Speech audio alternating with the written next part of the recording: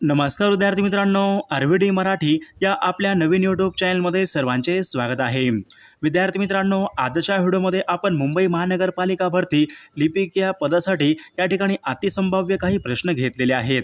हे सर्व प्रश्न येणाऱ्या परीक्षेसाठी खूप महत्त्वाचे प्रश्न आहेत, त्यामुळे हा व्हिडिओ सर्वांनी प्रामाणिकपणे शेवटपर्यंत पाहायचा आहे। व्हिडिओ आवडल्यास व्हिडिओला एक लाईक करायचा आहे आणि चॅनलवर नवीन असल्यास चॅनलला सबस्क्राईब करायचं आहे, कारण तुम्हाला अशी महत्त्वपूर्ण व्हिडिओज नक्कीच बघावयास मिळतील। तर विद्यार्थी मित्रांनो, आपल्या व्हिडिओला सुरुवात करूया।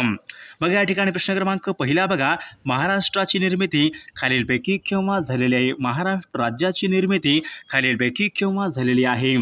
बघा, या ठिकाणी ऑप्शन क्रमांक 3 राहील 1 मे सन 1960 रोजी महाराष्ट्राची निर्मिती ही झालेली आहे। प्रश्न क्रमांक दुसरा बघा, महाराष्ट्राची पूर्व पश्चिम लांबी खालीलपैकी किती किमी आहे? महाराष्ट्र राज्याची पूर्व पश्चिम लांबी खालीलपैकी किती किमी आहे? बघा, या ठिकाणी ऑप्शन क्रमांक 2 राहील विद्यार्थी मित्रांनो, महाराष्ट्राची पूर्व पश्चिम लांबी विद्यार्थी मित्रांनो 800 किमी एवढी आहे। बघा, ऑप्शन क्रमांक 2 या ठिकाणी आपले योग्य उत्तर राहील। प्रश्न क्रमांक तिसरा बघा, महाराष्ट्राच्या आग्नेय दिशेला खालीलपैकी कोणतं राज्य आहे? महाराष्ट्राच्या आग्नेय दिशेला खालीलपैकी कोणतं राज्य आहे? बघा, महाराष्ट्राच्या आग्नेय दिशेला विद्यार्थी मित्रांनो तेलंगणा हे राज्य आहे। बघा, ऑप्शन क्रमांक 4 या ठिकाणी आपले योग्य उत्तर राहील। बघा, प्रश्न क्रमांक चौथा बघा, महाराष्ट्रामध्ये एकूण किती जिल्हा महाराष्ट्र राज्यामध्ये एकूण किती जिल्हा परिषद आहेत? बघा, या ठिकाणी ऑप्शन क्रमांक 3 राहील, महाराष्ट्र राज्यामध्ये एकूण 34 जिल्हा परिषद आहेत। बघा, ऑप्शन क्रमांक 3 या ठिकाणी आपले योग्य उत्तर राहील। प्रश्न क्रमांक पुढचा बघा, महाराष्ट्रामध्ये एकूण किती पंचायत समिती आहेत? महाराष्ट्र राज्यामध्ये एकूण किती पंचायत समिती आहेत? बघा, महाराष्ट्र राज्यामध्ये एकूण 351 एवढ्या पंचायत समिती आहेत। प्रश्न क्रमांक 6 बघा, महाराष्ट्र राज्यामध्ये एकूण किती महानगरपालिका आहेत? बघा, महाराष्ट्र राज्यामध्ये एकूण किती महानगरपालिका आहेत? बघा, महाराष्ट्र राज्यामध्ये सुद्धा आपल्याकडे एकूण 29 महानगरपालिका आहेत। प्रश्न क्रमांक 7 बघा, महाराष्ट्रामध्ये एकूण किती कटक मंडळे आहेत? बघा, महाराष्ट्रामध्ये एकूण 7 कटक मंडळे आहेत। बघा, प्रश्न क्रमांक 8 बघा, कोकण या प्रशासकीय विभागामध्ये एकूण किती जिल्ह्यांची संख्या आहे? बघा, कोकण या प्रशासकीय विभागामध्ये एकूण जिल्ह्यांची एकूण संख्या खालीलपैकी किती आहे? बघा, या ठिकाणी ऑप्शन क्रमांक 2 राहील, कोकण या प्रशासकीय विभागामध्ये जिल्ह्यांची एकूण संख्या 7 या ठिकाणी आपल्या या ठिकाणी योग्य उत्तर राहील। प्रश्न क्रमांक 9 बघा, पुणे या प्रशासकीय विभागामध्ये जिल्ह्यांची एकूण संख्या खालीलपैकी किती आहे? बघा, पुणे या प्रशासकीय विभागामध्ये जिल्ह्यांची एकूण संख्या खालीलपैकी किती आहे? बघा, पुणे या प्रशासकीय विभागामध्ये एकूण जिल्ह्यांची संख्या 5 या ठिकाणी आपले योग्य उत्तर राहील। प्रश्न क्रमांक 10 बघा, 1 मे सन 1999 भंडारा या जिल्ह्यामधून खालीलपैकी कोणता नवीन जिल्हा निर्माण करण्यात आला होता? बघा, 1 मे सन 1999 भंडारा या जिल्ह्यामधून खालीलपैकी कोणता नवीन जिल्हा निर्माण करण्यात आला होता? तर गोंदिया हा नवीन जिल्हा निर्माण करण्यात आला होता। प्रश्न क्रमांक पुढचा बघा, महाराष्ट्रामध्ये अति दक्षिणेकडचा जिल्हा खालीलपैकी कोणता जिल्हा आहे? महाराष्ट्र राज्यामध्ये बघा, अति दक्षिणेकडचा जिल्हा खालीलपैकी कोणता जिल्हा आहे? बघा, या ठिकाणी ऑप्शन क्रमांक 4 राहील, सिंधुदुर्ग जिल्हा महाराष्ट्र राज्यामध्ये सर्वात दक्षिणेकडचा या ठिकाणी जिल्हा आहे। प्रश्न क्रमांक पुढचा बघा, महाराष्ट्र राज्यामध्ये अति उत्तरेकडचा जिल्हा खालीलपैकी कोणता आहे? बघा, महाराष्ट्र राज्यामध्ये बघा अति उत्तरेकडचा जिल्हा खालीलपैकी कोणता जिल्हा आहे? बघा, या ठिकाणी ऑप्शन क्रमांक 3 राहील, नंदुरबार हा जिल्हा महाराष्ट्रामध्ये बघा अति उत्तरेकडचा जिल्हा आहे। प्रश्न क्रमांक पुढचा बघा, 100% आदिवासींचा जिल्हा खालीलपैकी कोणता? बघा, 100% आदिवासींचा जिल्हा खालीलपैकी कोणता जिल्हा आहे? बघा, या ठिकाणी ऑप्शन क्रमांक 2 राहील, नंदुरबार हा जिल्हा विद्यार्थी मित्रांनो 100% आदिवासींचा जिल्हा आहे। प्रश्न क्रमांक पुढचा बघा, सर्वाधिक किनारपट्टी लाभलेला जिल्हा खालीलपैकी कोणता? बघा, सर्वाधिक किनारपट्टी लाभलेला जिल्हा खालीलपैकी कोणता जिल्हा आहे? बघा, या ठिकाणी ऑप्शन क्रमांक 4 राहील, रत्नागिरी या जिल्ह्याला सर्वाधिक किनारपट्टी ही लाभलेली आहे। प्रश्न क्रमांक पुढचा बघा, महाराष्ट्र राज्यामध्ये एकूण किती जिल्ह्यांना समुद्र किनारा लाभला? महाराष्ट्र राज्यामध्ये एकूण किती जिल्ह्यांना समुद्र किनारा हा लाभलेला आहे? तर एकूण 7 जिल्ह्यांना विद्यार्थी मित्रांनो समुद्र किनारा हा लाभलेला आहे। प्रश्न क्रमांक पुढचा बघा, नागपूर या प्रशासकीय विभागामध्ये तालुक्यांची एकूण संख्या खालीलपैकी किती आहे? बघा, नागपूर या प्रशासकीय विभागामध्ये तालुक्यांची एकूण संख्या खालीलपैकी किती आहे? बघा, नागपूर या प्रशासकीय विभागामध्ये तालुक्यांची एकूण संख्या 64 या ठिकाणी तालुक्यांची एकूण संख्या आहे. प्रश्न क्रमांक पुढचा बघा, सन 1980 पर्यंत महाराष्ट्रामध्ये एकूण किती जिल्हे अस्तित्वात होते? बघा, सन 1980 पर्यंत महाराष्ट्र राज्यामध्ये एकूण किती जिल्हे अस्तित्वात होते? बघा, सन 1980 पर्यंत महाराष्ट्र राज्यामध्ये एकूण 26 जिल्हे एवढे अस्तित्वात होते. प्रश्न क्रमांक पुढचा बघा, महाराष्ट्र राज्यामध्ये क्षेत्रफळानुसार सर्वात कमी क्षेत्र खालीलपैकी कोणत्या जिल्ह्यात? क्षेत्रफळाच्या दृष्टीने सर्वात कमी क्षेत्र खालीलपैकी कोणत्या जिल्ह्याचं आहे? बघा, क्षेत्रफळाच्या दृष्टीने सर्वात कमी क्षेत्र विद्यार्थी मित्रांनो मुंबई शहर या जिल्ह्याचे विद्यार्थी मित्रांनो सर्वात कमी या ठिकाणी क्षेत्र आहे. प्रश्न क्रमांक पुढचा बघा, सर्वाधिक क्षेत्रफळ असलेला खालीलपैकी कोणता सर्वाधिक क्षेत्रफळ असलेला जिल्हा खालीलपैकी कोणता जिल्हा आहे?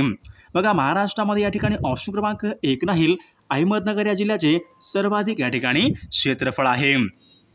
प्रश्न क्रमांक पुढचा बघा, सर्वात कमी क्षेत्रफळ असलेला प्रशासकीय विभाग खालीलपैकी बघा सर्वात कमी क्षेत्रफळ असलेला प्रशासकीय विभाग खालीलपैकी कोणता आहे? बघा, या ठिकाणी ऑप्शन क्रमांक विद्यार्थी मित्रांनो 3 राहील कोकण या प्रशासकीय विभागाचा या ठिकाणी विद्यार्थी मित्रांनो सर्वात कमी या ठिकाणी प्रशासकीय विभाग विद्यार्थी मित्रांनो या ठिकाणी क्षेत्रफळ आहे. प्रश्न क्रमांक पुढचा बघा, 15 ऑगस्ट सन 1982 उस्मानाबाद या जिल्ह्याचं विभाजन होऊन खालीलपैकी कोणता नवीन जिल्हा निर्माण करण्यात आला होता? बघा, 15 ऑगस्ट सन 1982 उस्मानाबाद या जिल्ह्याचं विभाजन होऊन खालीलपैकी कोणता नवीन जिल्हा निर्माण करण्यात आला होता? तर लातूर विद्यार्थी मित्रांनो या ठिकाणी नवीन जिल्हा निर्माण करण्यात आला होता. प्रश्न क्रमांक पुढचा बघा, कोकणच्या दक्षिण भागामध्ये अतिपावसामुळे खालीलपैकी कोणत्या प्रकारचा खडक आढळतो? बघा, कोकणामध्ये दक्षिण भागामध्ये अतिपावसाच्या प्रदेशामध्ये विद्यार्थी मित्रांनो खालीलपैकी कोणत्या प्रकारचा खडक आढळतो? बघा, अतिपावसाच्या प्रदेशामध्ये विद्यार्थी मित्रांनो जांभा खडक या ठिकाणी प्रामुख्याने आढळतो. प्रश्न क्रमांक पुढचा बघा, महाराष्ट्राची किनारपट्टी कोणत्या प्रकारची? महाराष्ट्र राज्याची बघा किनारपट्टी कोणत्या प्रकारची किनारपट्टी आहे? बघा, महाराष्ट्राची किनारपट्टी विद्यार्थी मित्रांनो रिया या प्रकारची महाराष्ट्राची ही किनारपट्टी आहे. प्रश्न क्रमांक पुढचा बघा, महाराष्ट्राचे एकूण किती प्रमुख प्राकृतिक विभाग पडतात? महाराष्ट्र राज्याचे एकूण किती प्रमुख प्राकृतिक विभाग पडतात? बघा, महाराष्ट्र राज्याची विद्यार्थी मित्रांनो एकूण 3 या ठिकाणी प्राकृतिक विभाग पडतात. प्रश्न क्रमांक पुढचा बघा, सह्याद्री पर्वताचे दुसरे नाव खालीलपैकी काय आहे? सह्याद्री पर्वताचे दुसरे नाव खालीलपैकी काय आहे? बघा, सह्याद्री पर्वताचं दुसरं नाव म्हणजेच पश्चिम घाट हे सह्याद्री पर्वत या ठिकाणी दुसरं नाव आहे. प्रश्न क्रमांक पुढचा बघा, महाराष्ट्राचे एव्हरेस्ट असे खालीलपैकी कोणत्या पर्वताला म्हणतात? बघा, महाराष्ट्राचे एव्हरेस्ट असे पुढीलपैकी कोणत्या पर्वताला म्हणतात? बघा, महाराष्ट्राचे एव्हरेस्ट विद्यार्थी मित्रांनो कळसुबाई या शिखराला विद्यार्थी मित्रांनो महाराष्ट्राचे एव्हरेस्ट असे म्हणतात. प्रश्न क्रमांक पुढचा बघा, हरिश्चंद्र डोंगर रांगा प्रामुख्याने खालीलपैकी कोणत्या जिल्ह्यामध्ये? बघा, हरिश्चंद्र डोंगर रांगा खालीलपैकी कोणत्या जिल्ह्यामध्ये आहेत? बघा, या ठिकाणी ऑप्शन क्रमांक 3 राहील हरिश्चंद्र डोंगर रांगा विद्यार्थी महाराष्ट्रामध्ये प्रामुख्याने अहमदनगर या जिल्ह्यामध्ये. बघा, ऑप्शन क्रमांक 3 या ठिकाणी आपले योग्य उत्तर राहील. प्रश्न क्रमांक पुढचा बघा, गोदावरी आणि भीमा या नद्यांची खोरे पुढीलपैकी कोणत्या डोंगर रांगांनी वेगळी झाली? बघा, गोदावरी आणि भीमा यांची नद्यांची खोरी कोणत्या डोंगर रांगांनी वेगळी झालेली आहेत? बघा, हरिश्चंद्र बालाघाट डोंगर रांगा या ठिकाणी आपले योग्य उत्तर राहील.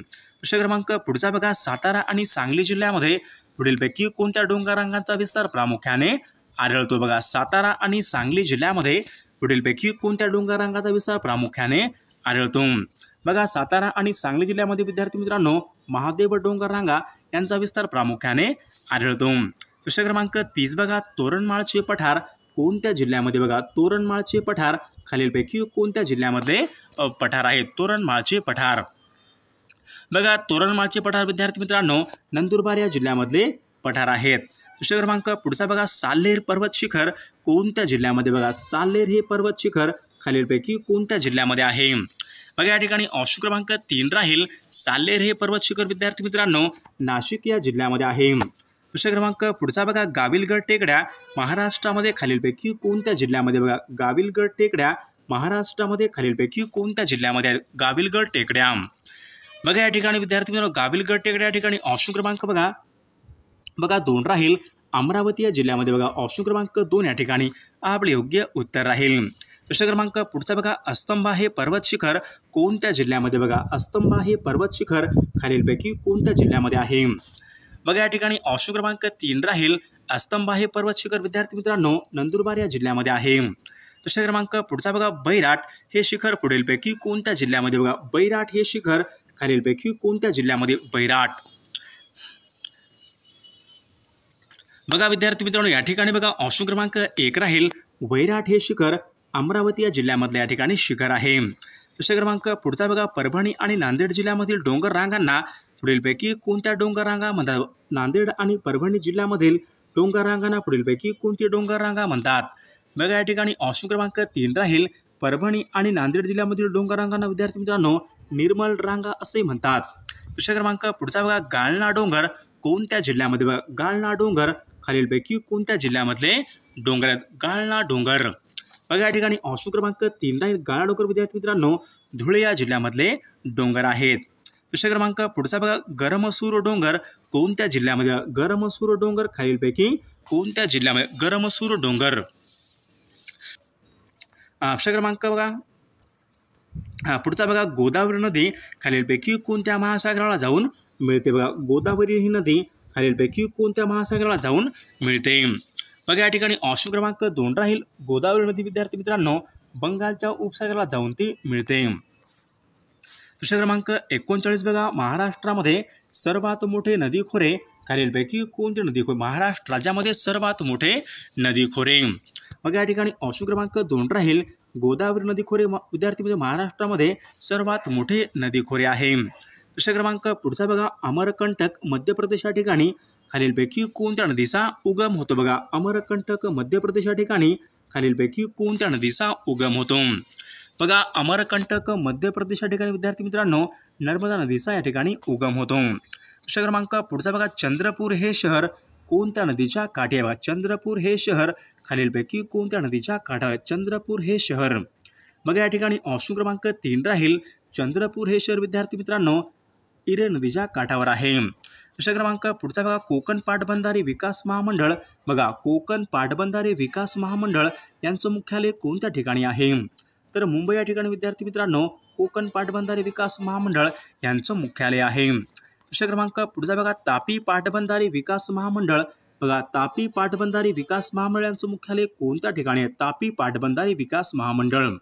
बघा तापी पाटबंधारे विकास महामंडळ यांचं मुख्यालय जळगाव या ठिकाणी आहे. प्रश्न क्रमांक पुढचा बघा, एलदरी हा जलविद्युत निर्मिती प्रकल्प कोणत्या जिल्ह्यामध्ये? बघा एलदरी हा जलविद्युत निर्मिती प्रकल्प कोणत्या जिल्ह्यामध्ये? एलदरी. बघा एलदरी विद्यार्थी परभणी या जिल्ह्यामधला तो प्रकल्प आहे. प्रश्न क्रमांक पुढचा बघा, गोदावरी आणि प्राणहिता यांचा संगम खालीलपैकी गोदावरी आणि प्राणहिता यांचा संगम खालीलपैकी कोणत्या ठिकाणी होतो? गोदावरी आणि प्राणहिता. तर सिरोंचा या ठिकाणी विद्यार्थी यांच्या या ठिकाणी संगम होतो. प्रश्न क्रमांक पुढचा बघा, देहू आणि आळंदी ही शहरे कोणत्या नदीच्या? बघा देहू आणि आळंदी ही शहरे कोणत्या नदीच्या काठी आहेत? देहू आणि आळंदी तर इंद्रायणी नदीच्या काठी आहेत. प्रश्न क्रमांक पुढचा बघा, खापरखेडा औष्णिक विद्युत प्रकल्प कोणत्या जिल्ह्यामध्ये? खापरखेडा औष्णिक विद्युत निर्मिती प्रकल्प खापरखेडा. बघा खापरखेडा विद्यार्थी मित्रांनो नागपूर या जिल्ह्यामधला प्रकल्प आहे. प्रश्न क्रमांक पुढचा बघा, उरण औष्णिक विद्युत केंद्र कोणत्या जिल्ह्यामध्ये? बघा उरण. बघा या ठिकाणी ऑप्शन क्रमांक बघा 3 राहील. उरण हा औष्णिक विद्युत केंद्र रायगड या जिल्ह्यामध्ये आहे. प्रश्न क्रमांक पुढचा बघा, पवनार हे शहर कोणत्या नदीच्या काठी? पवनार हे शहर कोणत्या नदीच्या काठी? पवनार. विद्यार्थी मित्रांनो पवनार हे शहर बघा धाम नदीच्या काठावर आहे. प्रश्न क्रमांक पुढचा बघा, नर्मदा आणि तापी या नद्या खालीलपैकी कोणत्या समुद्राला जाऊन मिळतात? नर्मदा आणि तापी या नद्या खालीलपैकी कोणत्या समुद्राला जाऊन मिळतात? तर त्या अरबी समुद्राला जाऊन मिळतात. प्रश्न क्रमांक पुढचा बघा, नर्मदा नदी नंदुरबार जिल्ह्याच्या उत्तर सीमेवरून खालीलपैकी किती किमी वाहते? बघा नर्मदा ही नदी नंदुरबार जिल्ह्याच्या उत्तर सीमेवरून खालीलपैकी किती किलोमीटर वाहते? तर विद्यार्थी मित्रांनो या प्रश्नाचं उत्तर सर्वांनी कॉमेंट करून सांगायचं आहे. सर्वांनी व्हिडिओला एक लाईक करायचं आहे आणि चॅनलला सबस्क्राईब करायचं आहे, कारण तुम्हाला अशी महत्त्वपूर्ण व्हिडिओज नक्कीच बघावयास मिळतील.